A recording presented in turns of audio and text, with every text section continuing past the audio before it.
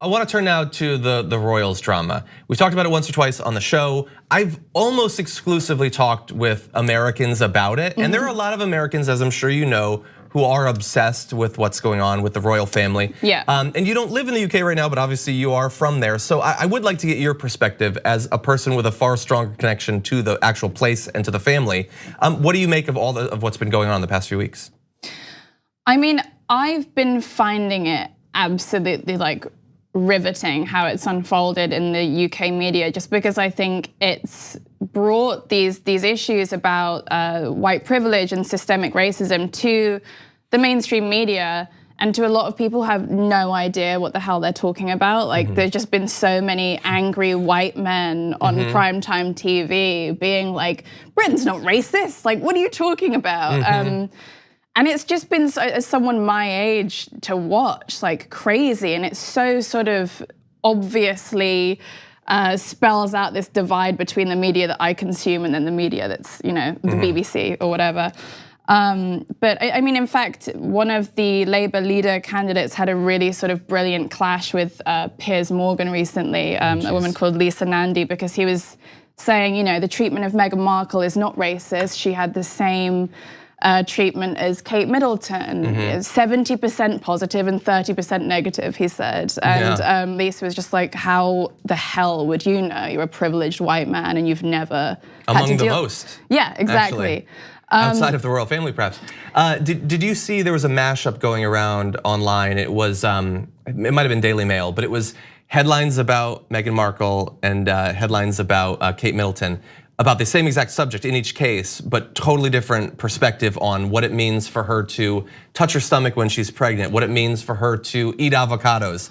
And it was just lauding Kate Middleton and downing on Meghan Markle for doing the exact same thing. I should send those to Piers Morgan. But I'm also curious, the one thing that I've been curious about, and I don't generally follow what's going on with the royals. After it was announced that they're leaving. Exactly. It was sort of presented as they've defeated the royals, with sort of the assumption that it is very hard to leave. Why is that exactly? Like if someone was part of the royal family and they wanted to be like, forget this, I'm living in Madagascar, why is that so difficult? Well, I mean, for one, on a very basic level, they're living off taxpayers' money. So one of the first things that they've said that they're gonna do is pay back the money that they used to renovate their house, which was okay. That I didn't know. That's impressive. I don't know I don't think that I'm going to be getting a rebate. Like, thanks Harry and Meghan, but like they're supposedly giving the money back.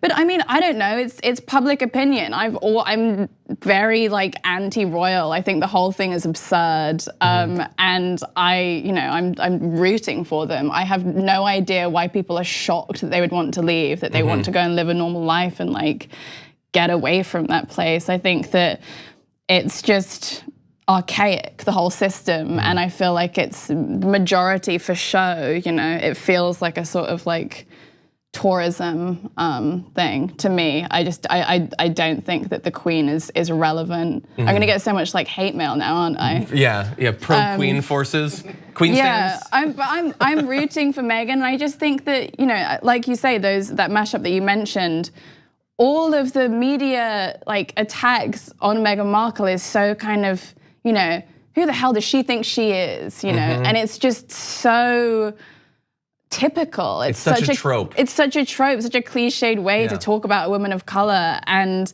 the fact that people are even trying to question that, or just, you know, even slightly deny it, I'm finding really funny. But like I say, it's fascinating to me because so many people are showing their true colors and just being like, oh, okay, you're just a really, really ignorant human being. Yeah. And that's quite a nice way to be able to weed them out. Yeah, I can't imagine, considering all that's being discussed, the context around the situation, turning to Piers Morgan to understand it seems like a crazy thing for any person to do.